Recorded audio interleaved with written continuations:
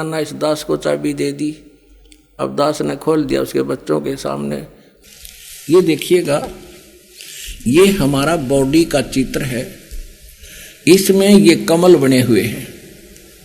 ये मूल कमल में गणेश जी और इसका ये किलियम जाप है। और इससे ऊपर स्वाद चक्र अनुष्ठान, ये स्वादिष्ठान अनुचक्र भी कहते हैं। इसकी 4 पंखड़ियां, इसकी 6 पंखड़ियां दूसरे कमल की। और सावित्री ब्रह्मा इसका ओम जाप है। यहाँ लक्ष्मी और विष्णु का जाप है। ये नाभि कमल है और इसका ये हरियम जाप है। ये शिव और पार्वती रहते हैं। यहाँ परमात्मा ने इनको मंत्र दिया था, ये मंत्र। तो उसके बाद ये उनके शिष्य बने थे। उसके बाद शंकर भगवान इसी का जाप करते, इसलिए सोहम जाप यहाँ इसका कहा गया। अब यहाँ देखिएगा, ये दुर्गा है। इसका ये 16 पंखड़ियों का कमल है, कंठ के अंदर है और ये इनका जाप है। और यहाँ और आगे अलग, ये तो फिर केवल मालिक ने संदेश दिए हैं। अब ये हैं इस शरीर से, इस पिंड से निकल यहाँ तक बरी होने के लिए हमने ये मूल मंत्र जाप करने हैं। कैसे करने हैं ये नहीं खोलूंगा, वो तो जो उपदेश लेगा उसी को बताऊंगा। अब ये तो हो गया कि ये 5 नाम हम जाप करेंगे। तो ये 5 नामों का हम साधना करेंगे, पूजा नहीं है ये। अब हमने इन भगवानों का कर्जा ले रखा है, यहाँ फंस रहे हैं, इनसे लाभ ले रहे हैं, हम ऋणी हो रहे हैं। इस मंत्र से हम इनका ऋण उतारेंगे। और ये इन देवताओं के मूल मंत्र है, इनसे लाभ लेने के।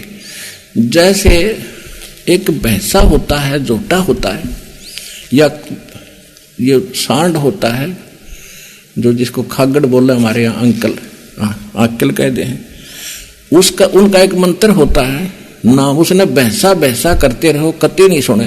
अरे एक बार उसको कहते हुर्र, वो यूं देखेगा और मनमाना भाग ले उस तरफ। तो भैंसा तो उसका अलग नाम है और वो मूल मंत्र है जो उसने पकड़ कर खींचेगा, प्रभावित करता है। तो ये मंत्र मूल मंत्र हैं देवताओं के, जिनके ये वश हैं। ये आपको ऑटोमेटिकली आपकी तरफ आकर्षित होना शुरू कर देंगे और आपको पूर्ण लाभ प्रारंभ देना शुरू कर देंगे। तो इस प्रकार ये साधना तो इस तरीके की है। ये वेदों अनुसार यानी सदग्रंथों में तो ये सहज साधना है, सहज साधना, सिंपल वर्शिप। और इन्होंने अपने हठ योग ज्ञान से इसको इतना कठिन बना दिया। कोई तप करता खड़ा होकर, कोई उल्टे पैर करके, ऊपर न पैर नीचे को सिर करके, कोई व्रत रख के, कोई पहाड़ों पर जाता भगवान को खोजने के लिए, और कोई कुछ अन्य मंत्र करता है जैसे हरे कृष्ण कृष्ण कृष्ण, हरे हरे राधे राधे, श्याम मिला दे। ये गीता जी में है कहीं? तो गीता जी में जो लिखा है वो साधना है भक्ति की। उससे छोड़कर जो साधना या मंत्र हम करते हैं वो शास्त्र विधि को त्याग कर मनमाना आचरण है, वो यूजलेस है। गीता जी अध्याय नंबर 16 के श्लोक 23 में कहा कि अर्जुन, जो शास्त्र विधि को त्याग कर मनमाना आचरण करते हैं, न तो उनकी गति हो सकती, ना उनको सुख हो, ना कोई सिद्धि प्राप्त हो सकती, यानी यूजलेस।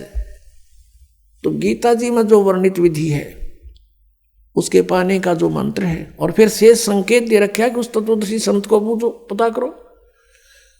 तो वो है साधना करने की। 3 अध्याय के 8वें श्लोक में गीता ज्ञानदाता कहता है कि यदि तू एक स्थान पर बैठ गया, ये तो वेद ज्ञान है, और काम छोड़ दिया, तेने कर्म करेगा नहीं, तो तेरा निर्वाह कैसे होगा? ये तो सही है। श्रीमद् भगवद गीता अध्याय नंबर 3 के श्लोक नंबर 8 में क्या लिखा है देखिएगा। श्रीमद् भगवद गीता अध्याय नंबर 3 है श्रीमद् भगवद गीता का, और श्लोक नंबर 8 है। यहां से ये शुरू है, यहां इसका अनुवाद है, तू शास्त्र विहित कर्तव्य कर्म कर, के शास्त्रों में लिखा हुआ साधना, उसके अनुसार साधना कर। क्योंकि कर्मों के न करने की अपेक्षा कर्म करना, कर्म ना करना यानी एकांत स्थान पर बैठ कर हठ योग करना की अपेक्षा कर्म करना ही श्रेष्ठ है। तथा कर्म न करने से तेरा निर्वाह, शरीर निर्वाह भी तो नहीं सिद्ध होगा। तेरा गुजारा कैसे होगा यदि तू एक स्थान पर बैठ गया?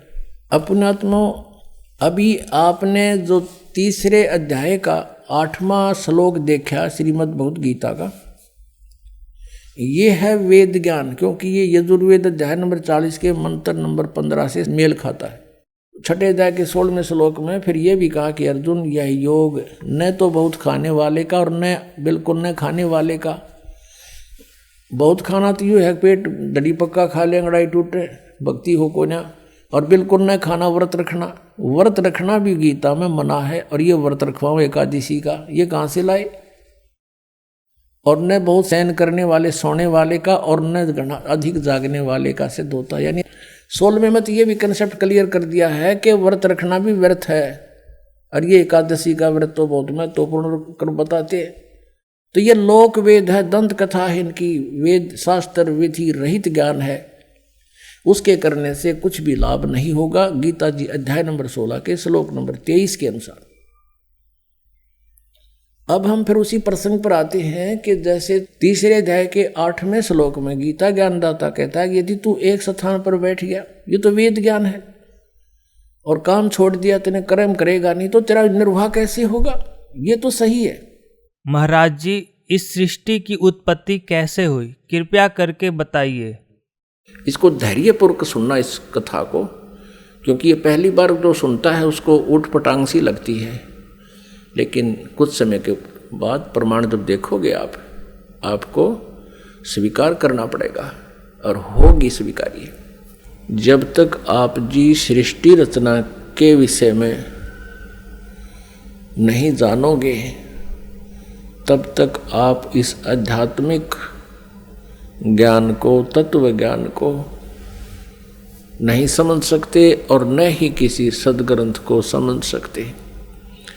ये जो सृष्टि रचना है, ये समझो कि ये मास्टर की है। सभी सदग्रंथों को समझने की, उनके खजाने को देखने की ये मास्टर की है, यानी मुख्य चाबी है। इसलिए आप जी को बार बार सृष्टि रचना का ज्ञान अत्यधिक कराया जाता है। तो सतलोक के अंदर परमात्मा ने एक शब्द में 16 द्वीप उत्पन्न किए, फिर 16 वचनों से एक एक पुत्र की उत्पत्ति की। उसके बाद परमात्मा ने उन 16 पुत्रों में से जिसका नाम अचिंत था, उससे कहा कि अचिंत, अब तू सृष्टि रच। उसको आदेश दिया, ये दिखाने के लिए कि बालकों का काम नहीं सृष्टि रचना, समर्थ बिन कोई काम सफल नहीं होता। अचिंत ने क्या किया, अपनी वचन शक्ति से एक पुरुष उत्पन्न किया, जिसको अक्षर पुरुष बोलते हैं। गीता जी अध्याय नंबर 15 के श्लोक 16 में 2 पुरुष कहे, सरपुरुष और अक्षर पुरुष। अब सरपुरुष और अक्षर पुरुष की उत्पत्ति बताई जा रही है कैसे हुई। अक्षर पुरुष की उत्पत्ति अचिंत ने अपने वचन से की, परमेश्वर के आदेश से। परमात्मा ने उसको इतनी शब्द शक्ति दे दी थी। अक्षर पुरुष जब उत्पन्न हो गया, वो अपनी मनमर्जी से चल पड़ा। अचिंत ने कहा था मेरा सहयोग दे सृष्टि में, उसकी नहीं मानी। जा करके एक मान सरोवर है ऊपर अमृत जल से भरा हुआ, उसमें जाके छलांग लगाई नहाने के लिए, और उसमें आनंद आया, सो गया। वहां श्वासों से शरीर नहीं है। अब वो सो गया था, अचिंत बैठा बैठा देखे, तब परमात्मा ने कहा कि बेटा, समर्थ के बिना ये काम नहीं हो सकता, और अब तू बैठ जा आसानी से। अब वहां गए परमात्मा ने, उस सत्य पुरुष ने, कबीर देव ने क्या किया, सरोवर से, उसी जल से, एक सरोवर से जल लिया, अपनी शक्ति से उसको एक अंडा बना दिया, जैसे जादूगर बनाता है। उसको अंडे में एक आत्मा प्रवेश कर दी अपने वचन से। वो अंडा बहुत बड़ा था साइज में, वो गड़गड़ गड़गड़ करता हुआ नीचे को चला। उसकी अक्षर पुरुष की निंद्रा भंग होगी। अब कोई अधूरी निंद्रा में कोई जगा दे तो उसको बड़ा दुख सा होता है। इस दुख महसूस किया उसने, कोप किया, और अंडे को कोप से देखा, क्रोध से। उस क्रोध से वो अंडा फट गया। उसमें से ये सरपुरुष यानी ज्योति निरंजन काल निकला, एक मनुष्य रूप में। इन दोनों से कहा कि अक्षर पुरुष, तुम निंद्रा में थे, आकाशवाणी की परमात्मा ने बाहर से, और तुम बाहर आओ, तुझे जगाने के लिए सब लीला की गई है, तू बाहर आओ। दोनों जने वो दोनों बाहर आ गए। और उनसे कहा कि तुम अचिंत के द्वीप में रहो, तीनों एक द्वीप में। वो तीनों दोनों वो चले गए, एक अचिंत हो गया। अब कुछ दिनों के बाद ये सरपुरुष, ज्योति निरंजन कहो, सरपुरुष कहो और अक्षर पुरुष कहो, चाहे परब्रह्म कहो, ये दोनों अचिंत के लोक में रहने लगे। कुछ दिनों के बाद ये सरपुरुष यानी ज्योति निरंजन कहो, इसे काल कहो, काल आगे जाके ही बनेगा। तो इस सरपुरुष ने सोचा हम तीन तो एक द्वीप में और अन्य हमारे भाई एक एक द्वीप में। उसके बाद परमात्मा ने क्या किया, हम सबकी उत्पत्ति कर दी। जितने आज हम यहाँ कीड़ी कुंजर हाथी मनुष्य राजा देव देवता जो भी हैं सभी की उत्पत्ति करके और सतलोक में सबको अलग अलग स्थान द्वीप दे दिए थे कि तुम रहो ठाठ से।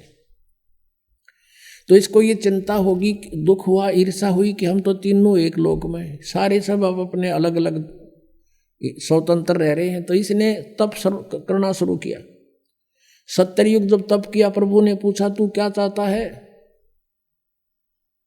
परमेश्वर ने पूछा तू क्या चाहता है।